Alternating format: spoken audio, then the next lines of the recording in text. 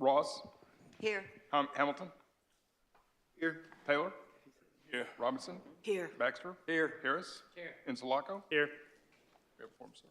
Thank you. Does everybody stand for the prayer and the pledge of allegiance by Mr. Insulaco, please? Thank you. Dear Lord, thank you for allowing us to come together. Please give us patience as we try to make the best decisions. Please be with our police and our firefighters and all of our first responders. As always, in your name we pray. Amen. Amen. I pledge allegiance to the flag of the United States of America and to the republic for which it stands, one nation, under God, indivisible, With liberty and justice for all. So moved. Second. Second. Ross. Yes. Hamilton. Yes. Taylor. Yes. Robinson. Yes. Baxter. Yes. Harris. Yes. Insulaco. Yes. Thank you. Does anybody want to pull in communications? If not, Move to accept 1 and 2. Accept and file 1 and 2. who's the Second. second? 1 and 2 is second. Second. All right. Ross. Yes. Hamilton. Yes. Taylor. Yes. Robinson. Yes. Baxter. Yes. Harris. Yes. Insulaco. Yes. Hang on just a second. Municipal League? Who's representing the Municipal League? John? Come on up, John, please. There you are. I didn't see you back there, John. You've got the podium, please, sir.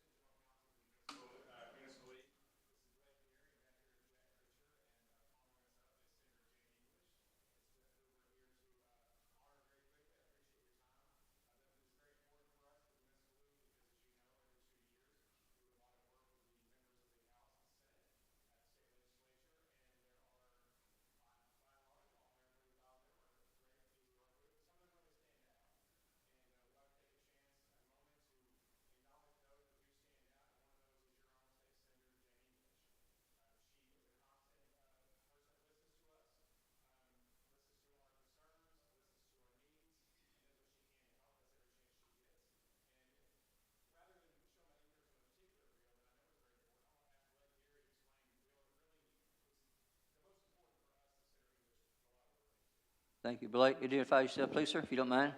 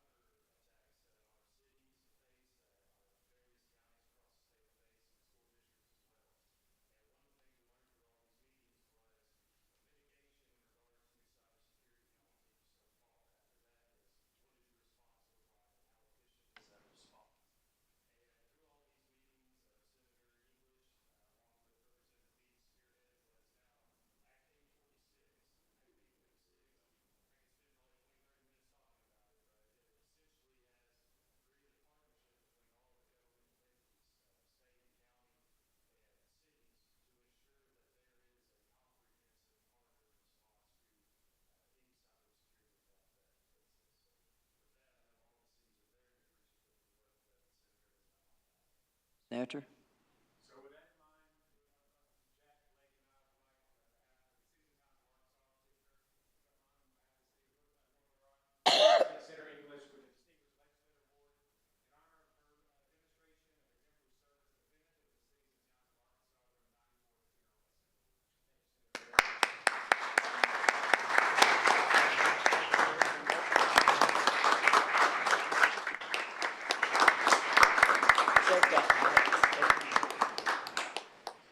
Guys, thank you very much.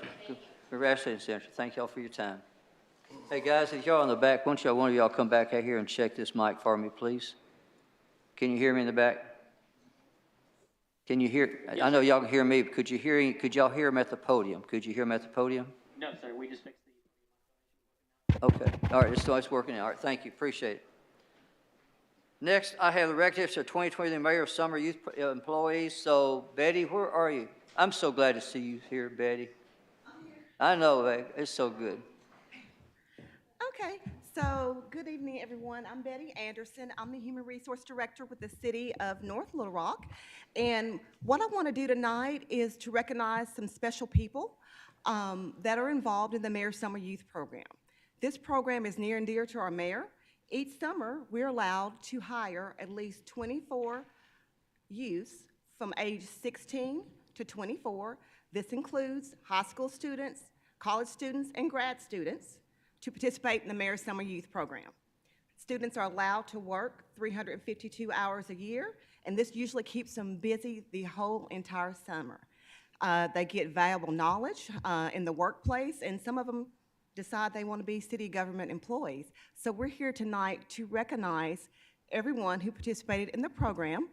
So if I could please have all Mayor's Summer Youth workers, along with parents, please come to the front, and we're going to take a picture with the mayor. Let's go, guys, come on.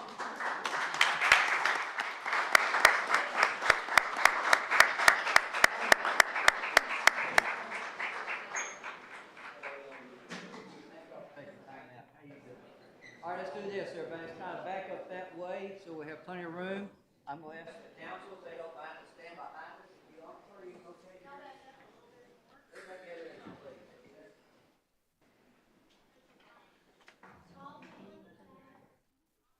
You gotta stand up.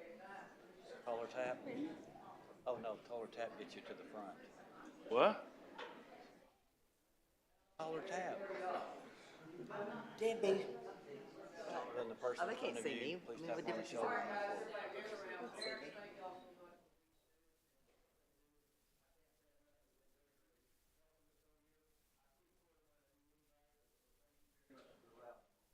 Everybody, we're going to say, what are we going to say on three? How about summer youth? One, two. Summer youth.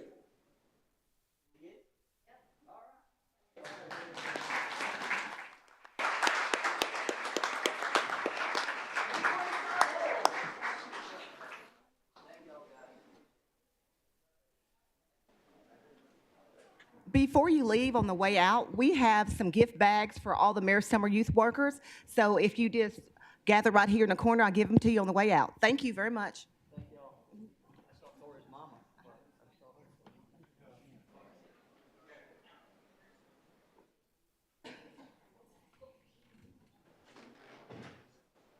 Thank y'all.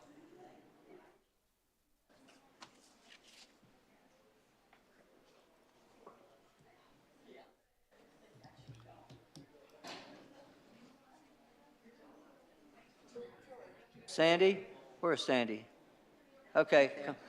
Let them get out of your way and you come on up, okay?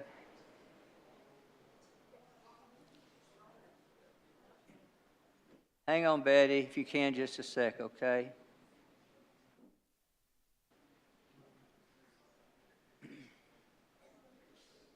Ready? Yeah, they're gonna leave in just a sec, Sandy.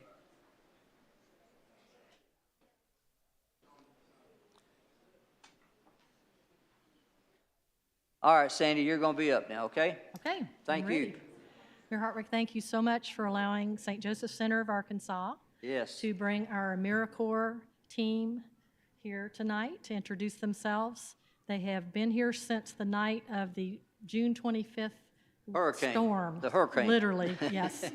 Something like that. And man, they picked up the buckets and got to work right away. So we're so thankful for that. I'm going to introduce the team leader. This is Sam Hey, Sam. Smith, and then they're going to introduce their team.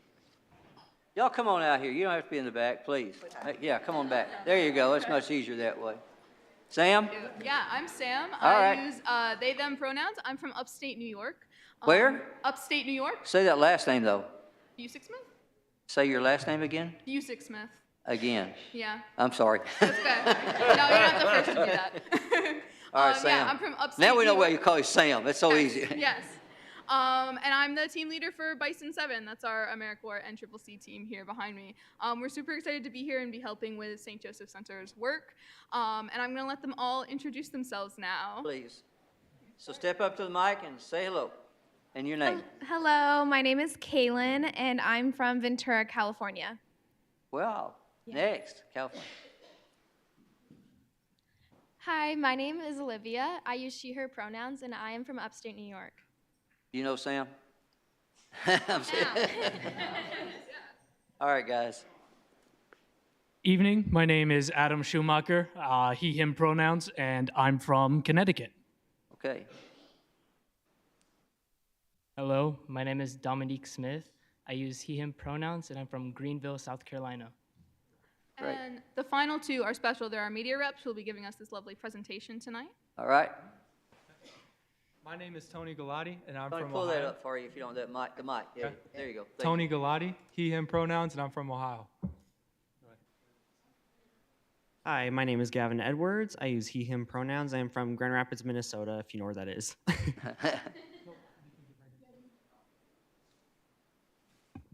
All right, well, I guess I'm going to start a little presentation. We put together a little PowerPoint about what AmeriCorps is and why this team here is in North Little Rock, Arkansas. So to begin, I'm going to explain a little bit about AmeriCorps. So you can see the little presentation up on the slides there. And it says, what is AmeriCorps NCCC? Well, AmeriCorps NCCC stands for the National Civilian Community Corps, which is just one of multiple AmeriCorps programs. This includes AmeriCorps Vista, NCCC, and state and national programs. So we're just one subdivision of AmeriCorps. And the mission of AmeriCorps NCCC is to strengthen communities and develop leaders through team-based and national community service. And then you can move to the next slide there. So as we just said, we're all from around the country. We have two from New York, California, etc. But we all were assigned to the Southwestern region campus, which is in Aurora, Colorado. And that's where we trained for 2 weeks before we came here to North Little Rock. So we were assigned after those 2 weeks about our mission, our journey, which is going here, which started a 2-day journey. We drove by car, and we were assigned to the St. Joseph Center. And then you can head to the next slide too. You drove? Yeah, we drove, and it took about 2 days. We stopped halfway in like Wichita, Kansas.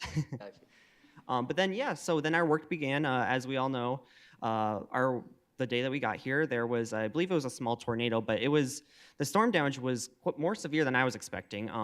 But to tell you a little bit about the St. Joseph Center, they're in North Little Rock, Arkansas, which is a nonprofit organization. And they actually started as an orphanage over 100 years ago, which is pretty crazy to me. But what was once an orphanage, now they focus on sustainability, educating the local community, agriculturism, and supporting the local community at large. And then Tony's going to introduce you with the other half. Okay, Tony. So as you all know, there was a storm, and we've talked about it almost 3 times now. We did disaster recovery, environmental stewardship, and protecting and preserving. Those were our 3 main topics. For disaster relief, we removed 55 tons of debris since June 25th. And for environmental stewardship, we've worked in an area called the Pollinator Garden. It's a way station for monarch butterflies. We helped remove non-native species and invasive ones, and we planted native species. And protecting and preserving the important St. Joseph Center, which is integral to the community and alleviating food insecurity. So next slide, please. So as we conclude with as we learn more about the AmeriCorps program, we're going to end with one of our sayings in the pledge is, I am an AmeriCorps member and I will get things done. Like it. Very good. Thank you. Sam, you're up again, I think, for just a second. So Hello. I said we cannot say enough about what they do out there at St. Joe. I think Let Us Grow is about to happen in September, if I'm not mistaken. But from New York to Connecticut to where else were you from, guys? California. California, Ohio, huh? Connecticut, Minnesota. Minnesota, yep. So Rapids. may I come down and have y'all gather around, or Nessa, will you do the honors and take a picture, or Mary, you gonna do it, whichever. I'll come be down if you don't wonderful, mind, thank you. please. Okay? So I got one question. How do y'all get y'all's assignment? How do you figure out where to go? Yeah, so the AmeriCorps NCCC staff actually, they're the ones who find all of the different nonprofit, governmental, and tribal organizations. They go through a vetting process. The nonprofits actually have to apply for an AmeriCorps team. And then once that is all done and all of the details are worked out for months and months before we even get on campus, they almost randomly assign the projects. They gave us like a tiered list of all the projects so we could pick our top 3, and then we're assigned. Yeah. Okay, So I it's a was really curious. long process. The staff work really hard at it. Okay. Yeah, good question.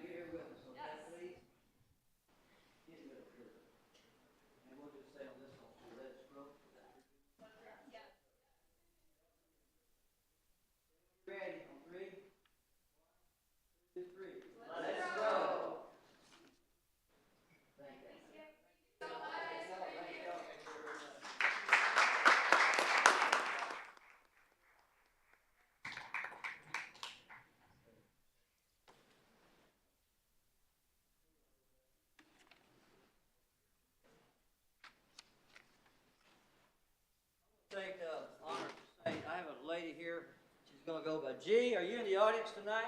She works for Baptist Hospital. G, where are you? Stand up just a sec. Where are you, no, come on up right fast. Just tell them where you're from and let them say they came from wherever, California, New York. G, she works for Baptist Hospital. I just met her. Of course, G, where do you live? I'm from Brazil, but I live in North Little Rock. Nice to have. She works, and she came here on a volleyball scholarship. How many years ago, G? 7. 7, and now she works for Baptist Hospital. It's so nice to have you. So tell me exactly the town in Brazil you're from. Caxias do Sul. All right, we got it. There you go. Thanks, G. Appreciate you. Thank you. Thank you. All right, guys, where are we? Unfinished business, sir. Yep. Oh, I'm sorry. Apologize.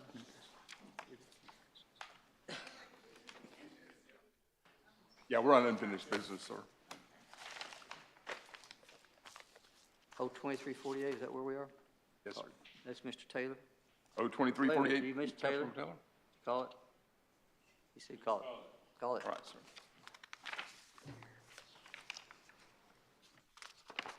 An ordinance granting a special use to allow a type 1 short-term rental in an R2 zone for certain real property located at 309 West 7th Street in the city of North Little Rock. There's a second reading.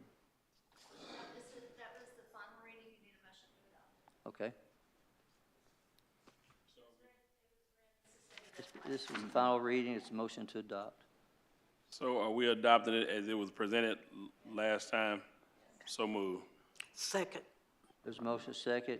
Hang on, Ms. Ross.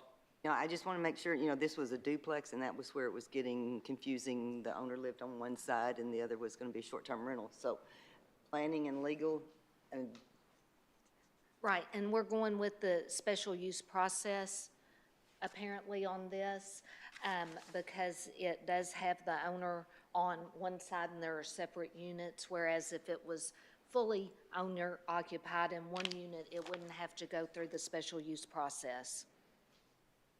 so, but this is in an R2 where they're prohibited in an R2.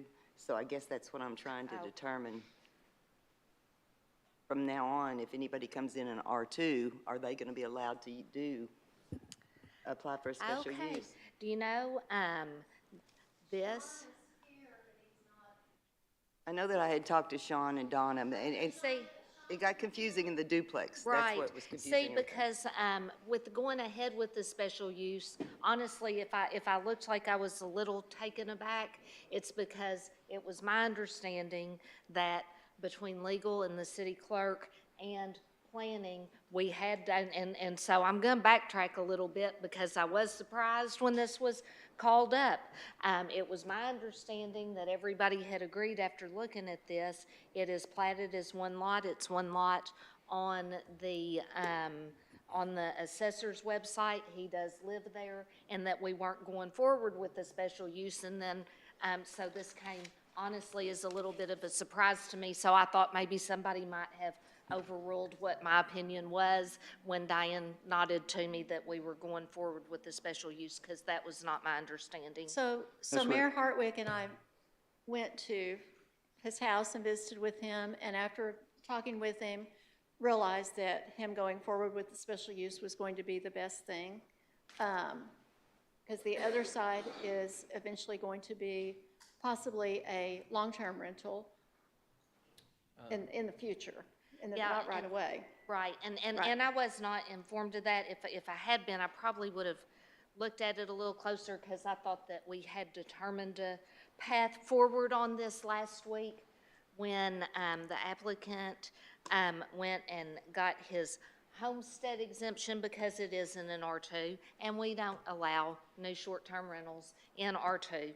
And so, once again, we are at a spot where I thought that this was resolved honestly, and that this ordinance was going to be withdrawn this week. So if I was stumbling around at first, it was because I felt like somebody somewhere had overruled the advice that I gave. So since we were calling it forward, I mean, I don't know what else to say on that.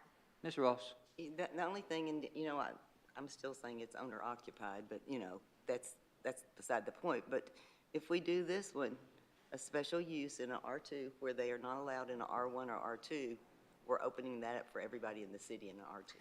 And it's inconsistent with our ordinance to do it like this because the owner occupied do not require special use. Correct. They require, and so he should not have to have one. And so, Maurice? Mr. Taylor?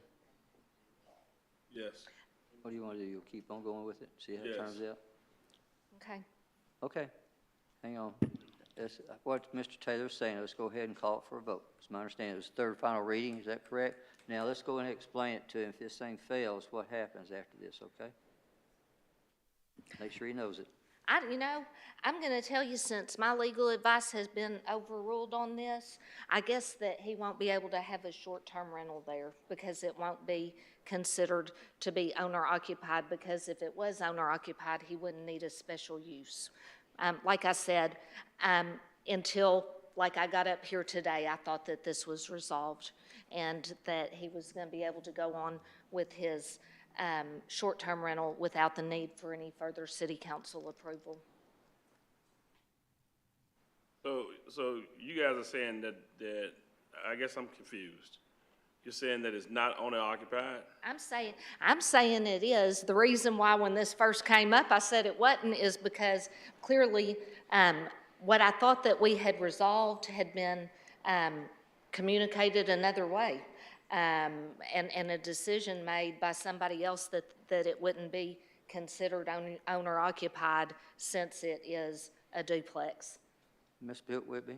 So there are two separate addresses and there are two separate electric meters. So it's looking at how we look at all rental property. So whether it's a duplex, a triplex, an apartment complex, those are considered separate units.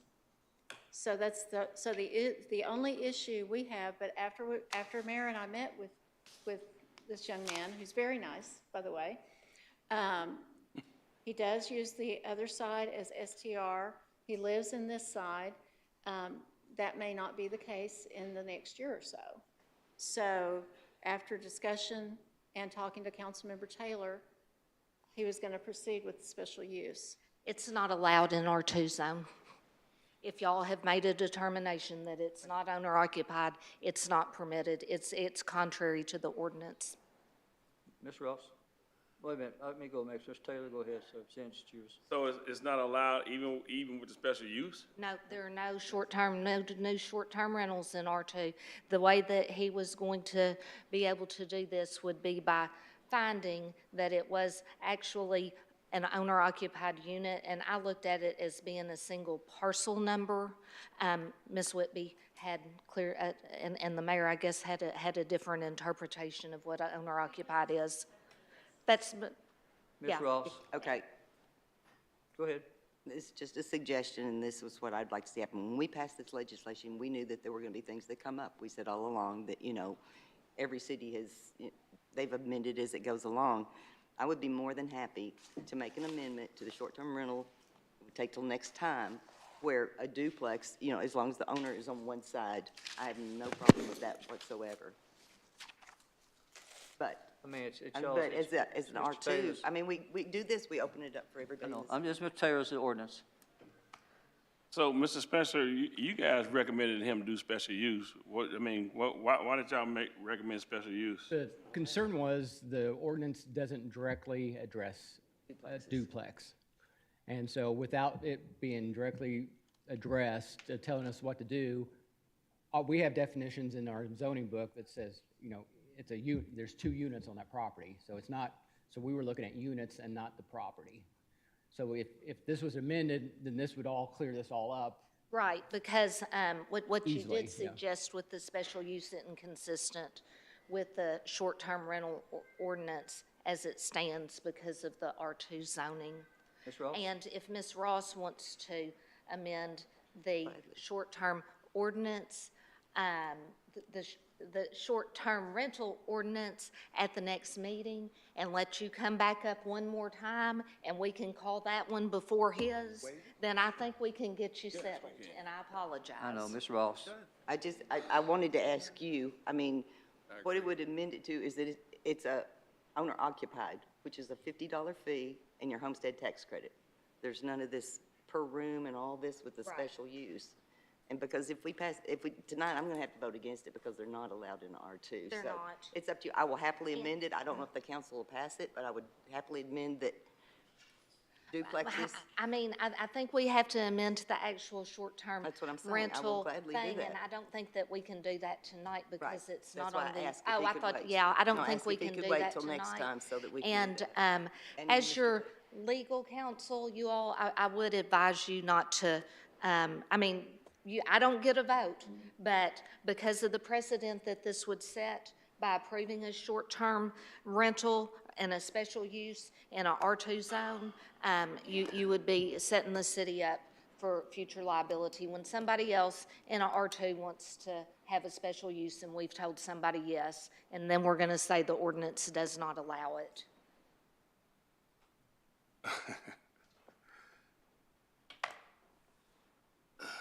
So we're gonna send him back. I'm sorry.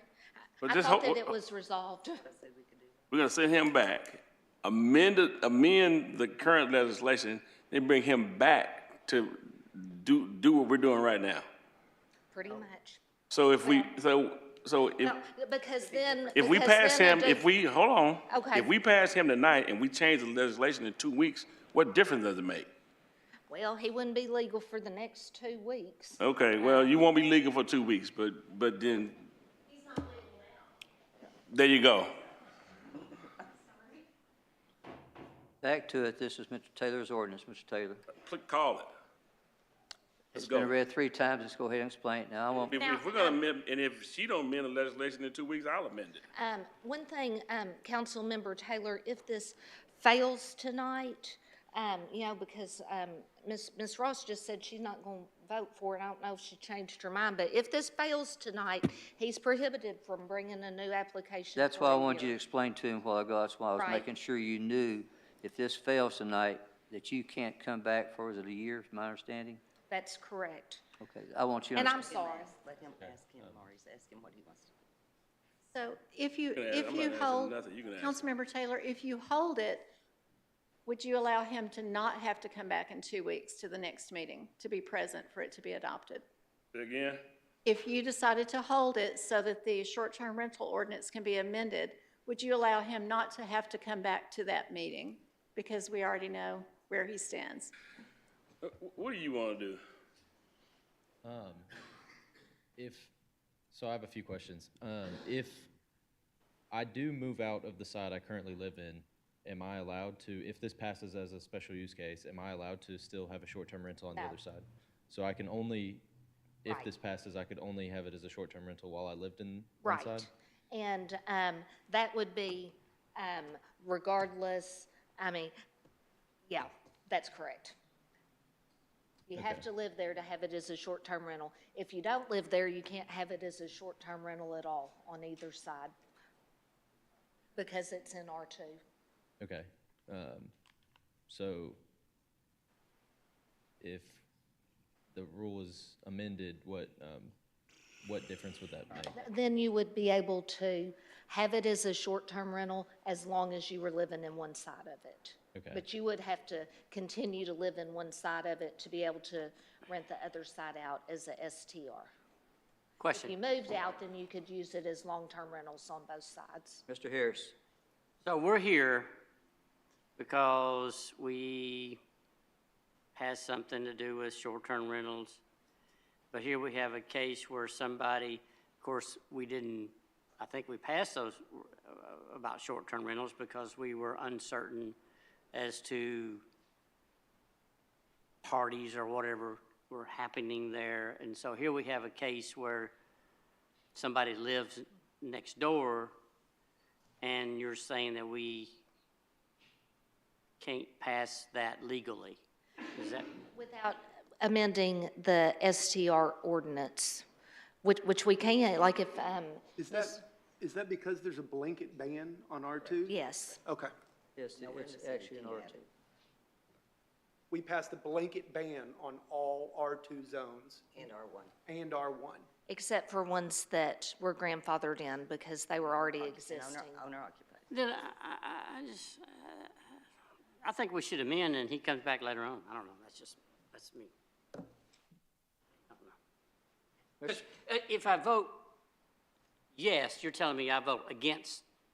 Yeah, if you vote, it sure would you all be a whole lot cleaner, and I'm sorry, and this is embarrassing, but it'd be a whole lot cleaner if we gave this one more shot in 2 weeks. Actually, it'll be 3 weeks because we have 5 Mondays this month. If we could give this one more shot, it will be clean, there won't be any questions. We won't be setting a bad precedent for future folks that, you know, wanted to try to sneak a short-term rental into a R2 zone that we had done it for one person. And so that would be my recommendation. Mr. Taylor? It's up to him. So if it's amended and I come back in 3 weeks, then you'll vote on if we can do that first and then Right. mine. Yes, and then yours. But if And it's voted on Well, now. in 2 weeks, he won't even have to come back. you won't have to come 3 back. weeks, They whatever it already know is. your position, and. And then, and I- if we voted even if we voted tonight, and he wanted to do it, if we voted tonight and turned him down, and we changed the legislation, he wouldn't have to come back anyway, would he? You'd have to come get a license. If it didn't pass tonight, we amend this thing in 2 weeks, would he have to come back? On the emergent, No, I'm ready to get it done tonight. So if we amended in 3 weeks, he wouldn't have to come back anyway, right? what do you want to amend? We can't amend the short-term rental ordinance tonight. We know that. It's not, but We know what do that. you want to amend tonight? Mr. Hamilton? We're not trying to amend anything Oh, I tonight. thought you said if we amended it. In 3 weeks. Oh, in 3 weeks, okay. Mr. Hamilton? What if we amend the ordinance in order to create like a certain number available? And that way, we could look at these as we're doing on a case-by-case basis. We'd be able to solve these issues as they come up and allow responsible short-term rental owners who take care of their property better than most long-term rentals an option. I kind of like that. And you can always present any amendments to the ordinance that you want to, but I don't think that that's really, like gonna solve this immediate problem that we have here. And, In just like 3 any. weeks, in 3 weeks, if we made that amendment, might Let's it? do this. Let me interject right now. Have you got 3 weeks? Yes, sir. All right, let's stop right here, and we'll apologize to you. So do what you're doing. I did knock on your door to make sure you live there, as you know. Yes, sir. So, Mr. Taylor, he doesn't even have to come back, you're right. So let's take the amendment as we see it in 3 weeks. You can call me the day after, or you can come back, and then let's sit on this and get it straight in 3 weeks. Fair enough with you? Yep. that's Thank okay. you very much. It should have Thank you been all. straight, so thank you very much. Ms. Ross? And this is just in response to Councilmember Hamilton, is if we start picking and choosing who we think is going to be a good one and who's not going to be a good one, then we're going to open ourselves up to a lot of liability. And that's why this was done as the blanket ban, because it was so hard to do the density. Do you do how many? And then you start picking and choosing. And that's why the ordinance is as it is now in most cities. On the consent agenda. Yo, I'm sorry, I apologize. Can I ask Mr. Spencer a question? Yes. Please. Sean, you there? Okay. So, Mr. Spencer, these things by ordinance aren't allowed in R1 and R2. So what's the purpose of special use and conditional use then? the difference between those two. No, I know the Yeah, difference, I okay, know the but difference between the two. What's the purpose? Why do they exist? To allow a suitable use that's not necessarily listed in the zoning ordinance to. Oh, like operate. this? Like what we're talking about right now? If the overriding ordinance of the STR ordinance didn't say cannot do this in R2, then we're finding out that it means you can't even do it with a special use. Ms. Ross? I answered. No. So here's where we are right now. I think right now we try to get this straight for you, Hugh. Can you wait 3 weeks, please, sir? I know you've been waiting. I know I knocked on your door. And let's go forward and make the amendment. Ms. Ross? Mr. Taylor, are you okay with that, sir? I will do it. I'm ready to run, but it's. Well, it's if his you're ready to deal, run, so- it's your. No, if he wants to wait, we'll wait 3 weeks. Can I ask the applicant a question? Sure can. Would you prefer an amendment that allowed you to operate it even not owner occupied? Yes, sir. Okay. Thanks. So I'm back to it. Mr. Taylor? We'll hold it. Thank you. Let's hold it. All right, back to it. I'm on the consent agenda. If anybody'd like to pull anything from the consent agenda, that'd be R-23-140 and R-23-144. If not, I'll ask for all in favor, say aye. Aye. Ms. Ross? No, R22-144. I don't see it, so I see you. It's 123, 140, it's 143. My apology to you. 144 is not on the consent. It's not, Never mind. so it should have been pulled. It's through R-23-140 to R-23-143. If anybody'd like to pull that, if not, I'll ask for, all say aye. Aye. All those say no, say nay. Call it, it's done. R-23-144, Jim? Mayor Hartwick? Please. A resolution waiving formal bidding requirements and authorizing the mayor and city clerk to enter into a purchase of power agreement with Today's Power Incorporated. So moved. Motion, Second. there's a second. Ross? Oh, Wait, we got questions. I got questions. Oh, I'm sorry. Okay, sorry. Apologize, ma'am. and I know that Jessica's here. If she could just kind of come up, because I've had a lot of Come on, people calling Jessica. me, asking me questions, and I can't answer their solar questions. We have people from Today's Power here as well, and they may be able to. Okay. Let's deal with Jessica first. Jessica, you first, please, if you don't mind. Ms. Ross? No, Jessica, and I talked to you, so I just wanted you kind of go over, like the 1 to 5 year, what the city will be paying out on that, and then the 6-year option to buy. If you can just kind of give a recap of what's in there. Okay, Great. yes, we've got a 25-year PPA on the table with TPI, and it's for 5 megawatts of solar. Most solar agreements all are about 25 years, and they all have the option to purchase at increments along the way. Are there any questions, I guess, Well, in I guess if you- particular that you want me to address? Well, I mean, if you could just explain, it's $100 a month, So 1 we through do 5 have- years, correct? And So then- the service and fee then that with we the do have in maintenance. there? Yes, we went ahead and we asked for, an energy price to provide us the electricity that'll be generated, and we also asked for a service fee to be shared with us. And theirs is, you want me to go ahead and talk about pricing? I mean, really, what exactly do you want me to? Well, I mean, pretty much it was what was in their letter, I guess, is what. Yes, so it'll be $100 for the first 5 years, and then it's going to go up to, $1,200 total on the year, and then it will go up by about 2% each year following that for the 25 years. And I guess in reference to any others. They've got this in front of them, Jessica, so. Okay, they do. that's why I They wasn't all sure got about it. Okay. Well, I know, we've got it in front of us, but I know that there's people watching that, I said, we'll probably talk about it. So, but, I mean, it's like, It's gonna be in the paper, but go ahead. it's ahead. not always correct in the paper. ahead. So anyway, They said it so was it's worth 20 $35,000 in the Right. paper. Right, it's $2,800 a month. That's for O&M, operation and maintenance, correct?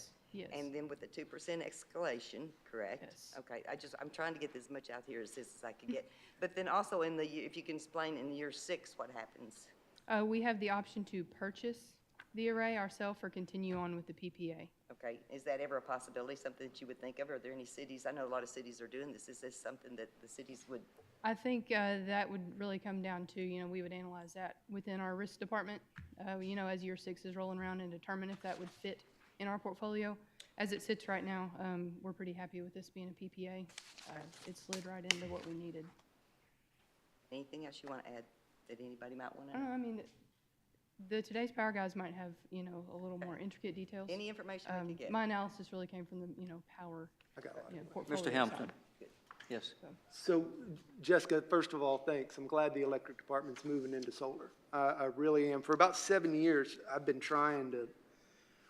wondering why we haven't. You've had to answer my questions on that a lot.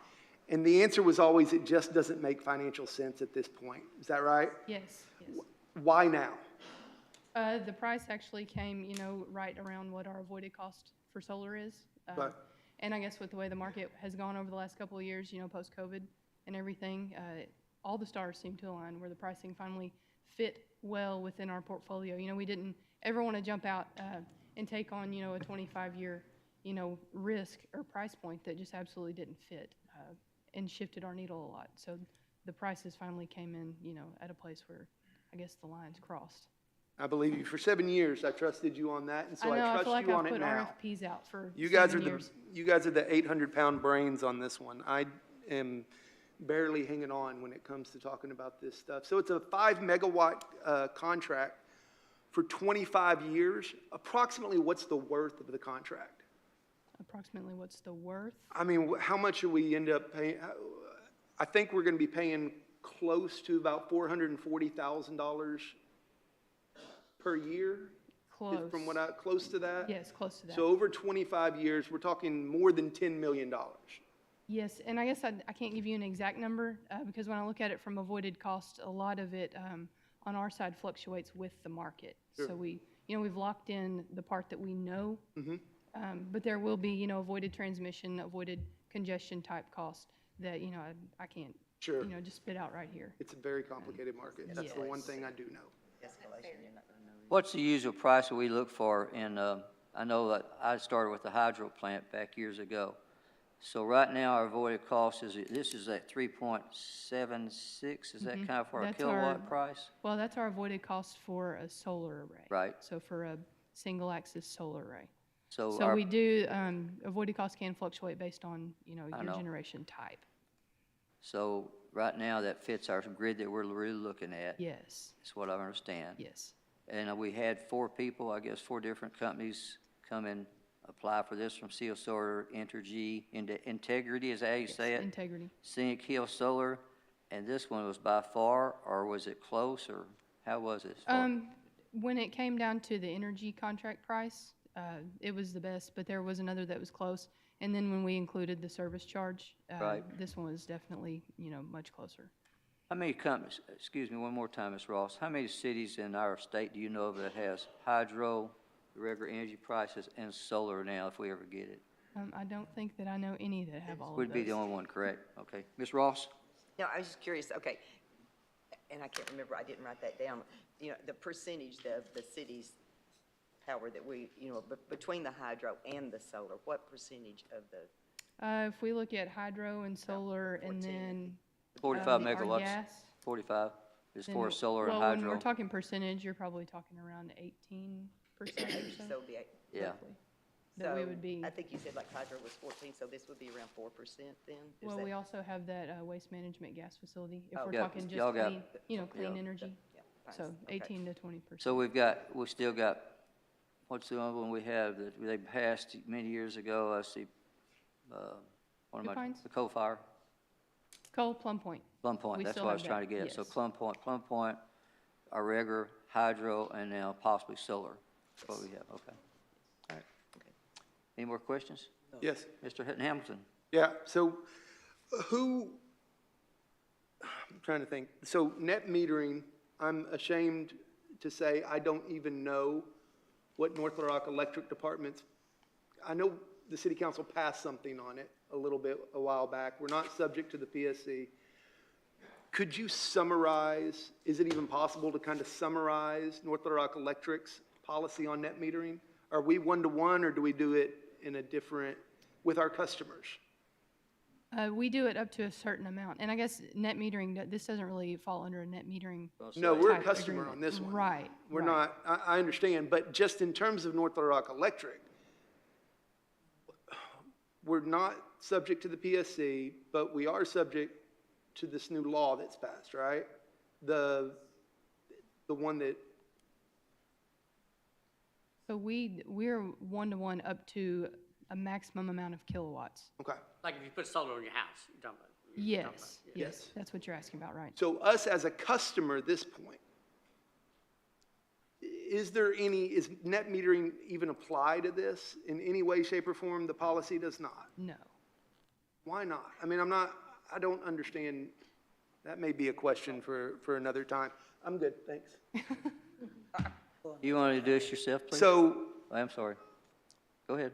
okay, so how likely do you think it is that this is about 4% of our usage on any given day around? How likely do you think it is that we'll purchase in year 6? That I cannot. Oh, Thank you. So you can't answer that right No, now? I really can't answer that. I mean, So it's she really know a matter of The contract analysis. though, right? it's Yes, in the it's not- contract, but it comes to us. Thank you. It comes to Yes. us. So whoever's sitting here in 6 years. Thank you. will have So the there was right. another proposal that had, we could buy it at 5 million, approximately. This one is we can buy it at 9 million. That's a $4 million difference on about a $10 to $12 million thing.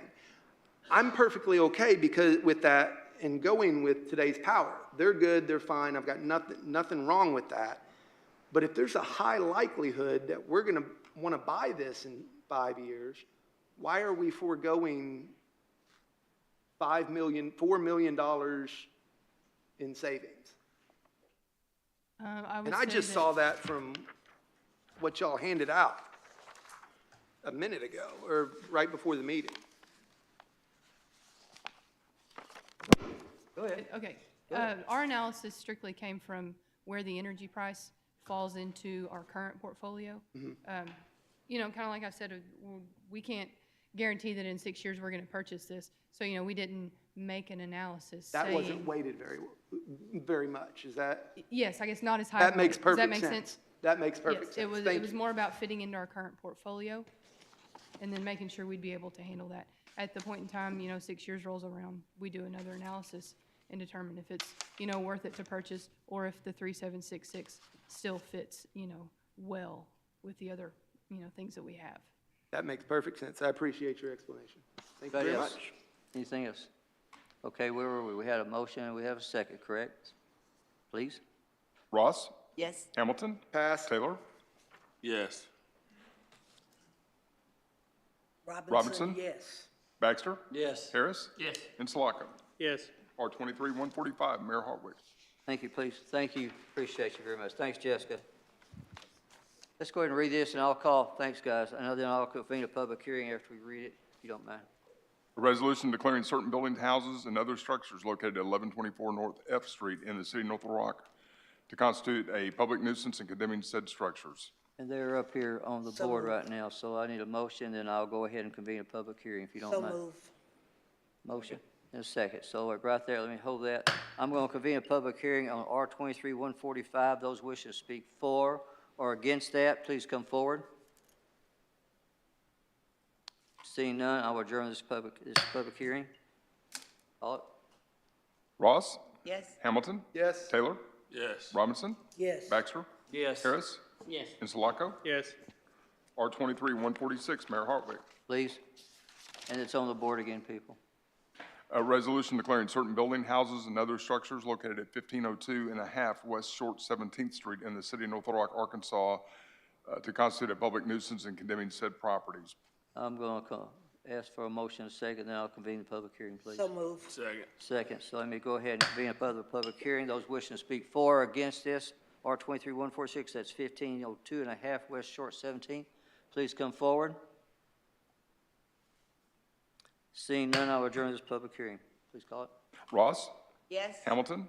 Yes. Taylor? Yes. Robinson? Yes. Baxter? Yes. Harris? Yes. And Sulaco? Yes. R23-148, Mayor Hartwick. Please.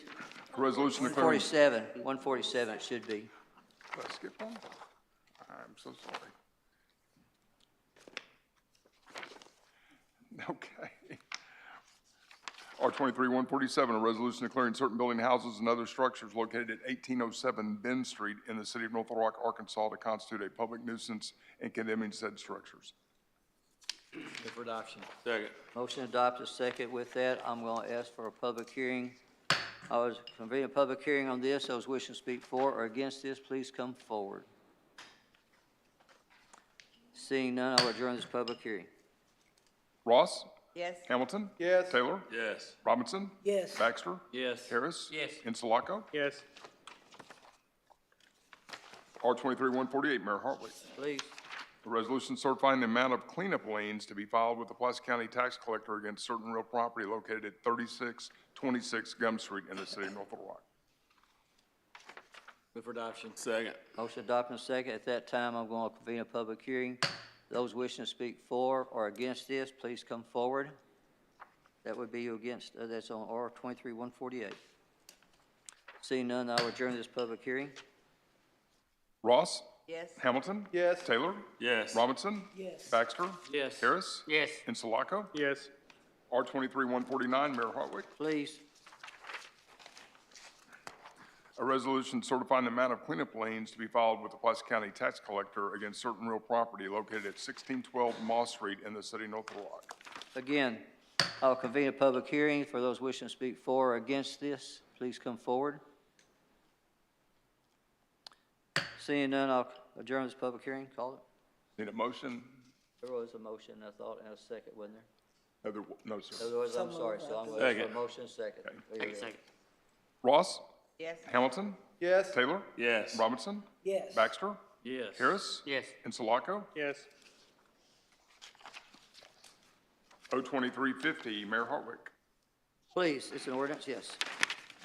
An ordinance adopting the North Little Rock Fire Department rules and regulations declaring emergency. First reading. This is something y'all have done for, I guess, every year I've been around, so. No, actually, it was not adopted by oversight. Usually these rules and regulations last for many, many years. That's and what I'm most saying. The last departments time I are- remember it's been, it Yeah. just hadn't been adopted lately. Yeah, so. it just hadn't been adopted. Right. Move So, to suspend the reading. motion to suspend the rules and readings. Second. There's a motion to suspend and second. Motion to Ross? suspend. Yes. Hamilton? Yes. Taylor? Yes. Robinson? Yes. Baxter? Yes. Harris? Yes. Insulaco? Yes. Motion for adoption. Move for adoption. Motion adopt and seconded. Did I hear a second on that? Second. There's a second. Ross? Yes. Hamilton? Yes. Taylor? Yes. Robinson? Yes. Baxter? Yes. Harris? Yes. Insulaco? Yes. And on the emergency, Ross? Yes. Hamilton? Yes. Taylor? Yes. Robinson? Yes. Baxter? Yes. Harris? Yes. Insulaco? Yes. O2351, Mayor Hartwick. Please call it. And I've got An ordinance authorizing the issuance of industrial development revenue bonds under the municipalities and counties industrial development revenue bond law for the purpose of securing and developing industry, to authorize the sale of the bonds and the approval of a bond purchase agreement and payment in lieu of taxes, agreements in connection therewith, to authorize the execution and delivery of trust indenture securing the bonds, authorizing and prescribing certain matters pertaining to the project, the acquisition, construction, and equipping thereof, and the financing thereof, authorizing the execution and delivery of lease agreements related to the project and for other purposes. First reading. Would you suspend the readings? Second. Motion suspended the readings. Could a second? Ross? Oh, I'm sorry. This is on the readings, correct? Just on Yes. suspended the readings. Yes. Ross? Yes. Hamilton? Yes. Taylor? Yes. Robinson? Yes. Baxter? Yes. Harris? Yes. Insulaco? Yes. With that, I'm going to convene a public hearing on O2351. Those wishing to speak for or against O2351, please come forward. And I got Ms. Capps. Is that you, Martha? Yes. I thought so. This will be short. You're all right. I'm Martha Capps. I'm a resident of Delta Lawn Edition and the current member of the Rose City Neighborhood Association as well. I'm here to speak in regard to the consideration of the ordinance O2351. I have nothing against glass recycling. I've done it all my life, and I encourage everybody I know to do so.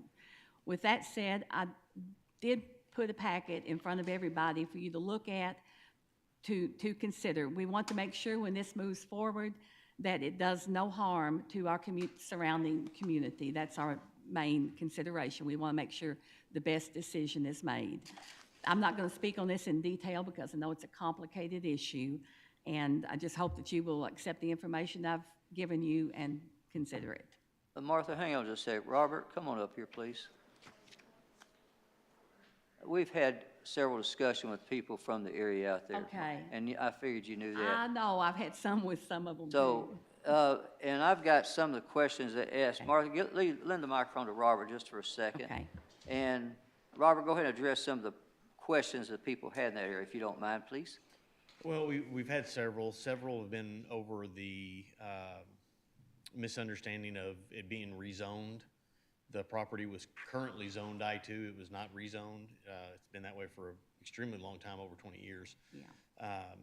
A lot of it was the concern of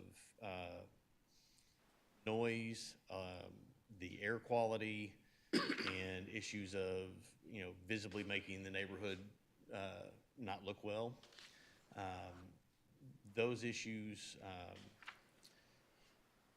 will be covered, actually. Courtney will speak on those to some extent. But so the facility is going to be indoors and quiet.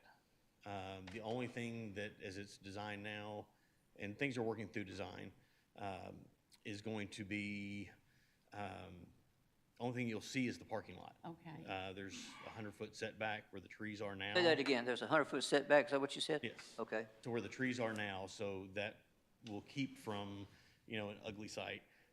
Anything that would be stored, which is very little, actually, what the mayor just held up, will be stored outside. Martha, come here. Here, I'll take But it. it will be on the, here, just throw it to me. Yeah. I've seen him catch. He can't catch. That's why it was a picture. Martha, this way. And I'll let Courtney describe when he comes up in a moment what this is, but this will be stored outside, but it'll be in the back northeast corner of the facility, Okay. which will be out of sight. They really do want to be good neighbors, and they want to be good partners to the city. They're not going to just throw something in here. AEDQ has already signed off on the environmental air quality. The land is zoned for what they're doing.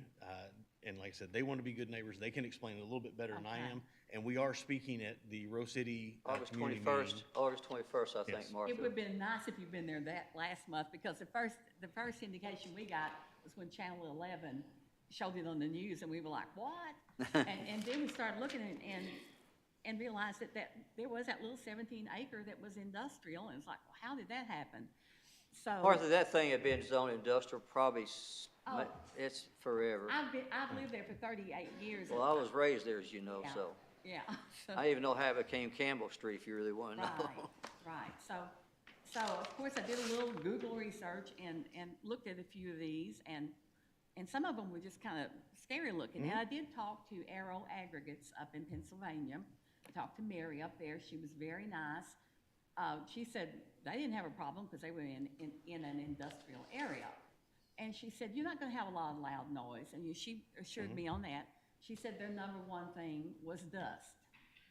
And that was, Come on up. Come on up for a sec. Let's try to get this out in one yes, whack. yes. I just want to throw this to somebody. And will you come work for me, by the way? You got better research than Dust. Could you hear the question there and identify yourself, Hey, Mary, please? I'm Courtney Little. I'm with Days Glass. Nice to meet you, too. So Arrow has a dust issue. They store theirs a little differently than we do, and they don't have any buffer between them and their neighbors. Yes, I saw. Well, so there's parts of it piled up. I sent an email out with some pictures from the process we're using, a group from Austria that we've partnered with, and they've got theirs right next to a neighborhood. Same concerns there, and they have a little bit of dust internal, but it doesn't go outside. It won't blow across the houses, and we're going to keep a buffer of trees around ours. Because we want to be a good neighbor. It doesn't make any sense to be a recycling company that causes a mess in the neighborhood. We want y'all to be fans, not. And we have a large tree canopy in Delta Lawn too, so there is that. Well, this sounds a lot better, and I'm Yep. sure I'm going to encourage everybody in our association to watch this video tonight. Yes, well, and I've got some answers to those questions, and we are going to come to the neighborhood meeting because we do want to talk. The reason it was announced and the timing was off last month was because we had to come for the bond hearing and do that. Otherwise, we'd have gone ahead, but we really hadn't intended to share all the details until it was ready to go to planning. So we're a little step ahead because of the way we're doing this for some tax benefits on this. So it's kind of backwards on this one. Usually you do the planning and then we all talk about it, then we do that. But in this case, you have to do all that work before we can do the planning. I guess the fact that it wasn't talked about at all was the other thing that was just kind of like, well, what is so scary? Martha, sometimes we're not allowed to talk about these. Yeah. So. Sometimes Yep. we didn't want North Little Rock, snatching you up. Yep. So. We're glad to come talk to you about it and glad to hear concerns. And we're still in planning stages and trying to adopt the concerns so far. And we plan to continue to do that with y'all to get a facility that you're proud of and glad to have as a neighbor. Well, I'll sleep better tonight. So, thank you, Courtney. You're welcome. Hang on just a sec, Martha. While you're there, I know Alderman Taylor or should say Councilmember Taylor and Councilmember Robinson, they had several calls today too, so it wasn't just you. And I appreciate you taking time coming here. Well, I know. trying to be considerate of all sides, and like I said, I'm pro recycling. I think this is wonderful. I just wanted to make sure that it's not something that, I don't look at house trailers living next to me. This is good. I don't know if you saw the Interstate 95 that collapsed. Yes, I did. Did you hear how they did this with this type product? So. I did, and like I said, with the aero aggregates, they were kind of interested when they heard bond issue. Yeah. So Martha, it's not just you. I had people as far away as Healy Street calling. Oh, really? And I'm sitting there, of course, I lived on Mill Street most of life, and this was not even 3, this was 700 Healy. I had one at Bradburn, but after Robert talked to most everybody, how many calls did you get, Robert?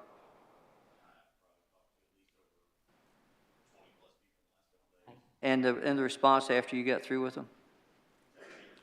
Okay.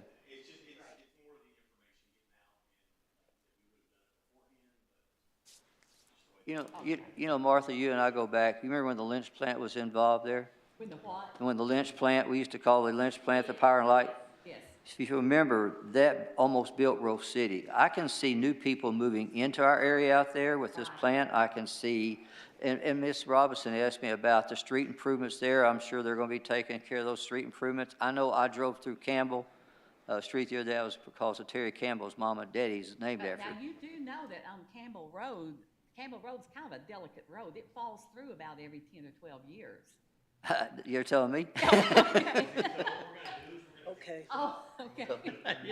Yeah. That's what I'll say. You see what we just did with here? So, Yeah. anybody else have any questions? I got a question when Mr. y'all- Harris when and y'all Ms. get Ross, through- hang on. When y'all get through reminiscing, I got something I want to ask. So Courtney, what am I looking at? This is So the that is product. an ultra lightweight foam glass aggregate, and we use that it can be used for a number of things. One is road. You put it as road base. So if you've got poor soil, you can put that down instead of having to do a deep undercut and put in heavy gravel that continues to sink. You put that in and get more of a normal road base.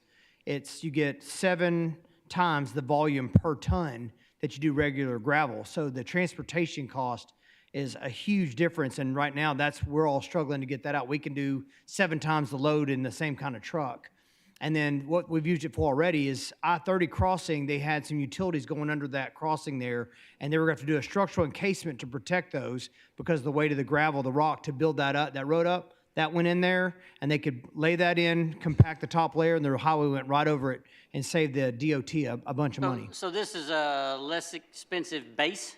Or is, It's more cost effective. It costs more to do the base, but the rest of the construction, you save multiples of what that cost is. So you pay a little bit more for the aggregate, and you get a lot cheaper road, basically. So it's a. So did the city street department, did we do a deal with them? No, we didn't. Ms. Ross. We gotta renegotiate a deal. Well, some of the city staff is already interested and wants spec on it to put it into some of the projects coming up. We are. Ms. Ross? Okay, so you covered the dust particles. That was one of my questions. Now, will there be any will this will be stored outside? Is that correct? Parts of it will. It depends on how we're loading it. So if North Little Rock wants to use it, there's no point in putting it in a bag and then shipping it across town for them to unbag and put it on. So if it's something close, we'll put it in the back of a dump truck with a front end loader. but it's quiet. I mean, it's quiet. It's not like normal rock, so it loads a lot quieter and does that. And that'll be infrequent. And so you'll do a project, and then it'll be a month or 2 months before somebody buys it again. Okay, so my question was, if this is gonna be stored outside, because, I mean, rain, the runoff from this while it's stored outside. would Just you have dust any- and dirt. It compiles it on itself. It doesn't go anywhere. It doesn't leave the site. Okay, so, I mean, it's not gonna like crumble in the rain and then wash off or No, anything ma'am. like that? That's just because you can do a process to clean it up, but that's going to go beneath the road. So just like you don't wash rock before you lay it, you put it down there. When you dig it up, you put it right in the back of a truck. So it's not as fun to bring around and show off because it's a little dusty holding it. But once it's in a truck in place, it doesn't. And actually, that helps it compact the top layer to do that. And anything that pushes through never leaves the job site. Interesting. I thought it was a pumice stone. I mean, Yeah, that's it's why I very was like similar. You can use it in putting landscaping. on my heels up here. Yeah, those old, you've got those membrane roofs, and they're so thin, they use that material across Europe on those roofs to protect the membrane from UV and from damage, from rain and hail and things like that. So we don't do as much of that roofing here, but it can be. And if you're doing green housing, like in colder climates, they put it under the floor slab instead of styrofoam, and you get the insulation layer and a good structure. So there's lots of uses for it. We've just kind of tailored it to what Arkansas. We want to keep all the glass in use here, so it took us a long time to find a product that balanced with the demand and the supply could be equal. So, because if we oversupply, it doesn't do us any good, and if we don't have enough demand, it doesn't do us, Ms. same Robinson. problem. They will go before planning on August the 8th. And then once it leaves planning, it will come back to us. So hopefully by then, we'll have all of our questions answered. Yes, ma'am. Anything else from anybody else? I'm going to adjourn this public hearing then, if you don't mind. So where were we? Just need a motion for adoption. Motion to adopt. Second. Motion adopted, seconded. Ross? Yes. Hamilton? Yes. Taylor? Yes. Robinson? Pass. Baxter? Yes. Harris? Yes. Insulaco? Yes. Anybody else got anything on the agenda they discussed tonight? If not, Motion to adjourn. motion adjourned. You didn't have anybody sign up? They didn't, somebody signed up, I got them Okay. all. I mean, that's why I'm asking. Second, on that motion to adjourn. Yeah, nobody signed up except Miss Martha Capps. So, Call the roll. motion adjourned. All right. Call the roll. Ross? Yes. Hamilton? Yes. Taylor? Yes. Robinson? Yes. Baxter? Harris? Yes. Insulaco? Yes. Now, come on up.